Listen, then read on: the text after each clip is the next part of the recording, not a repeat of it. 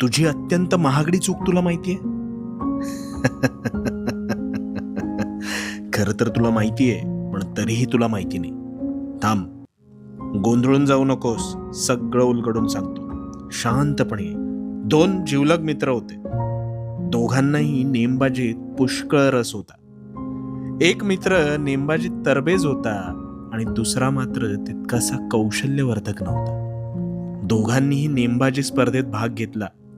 ज्याला नेमबाजी व्यवस्थित यायची तो अधूनमधून त्याचा सराव करायचा, आणि ज्याला ते कौशल्य हस्तगत करण्याची मनापासून इच्छा होती ना, तो दुसरा मित्र मात्र अखंडितपणे रोज सराव करायचा.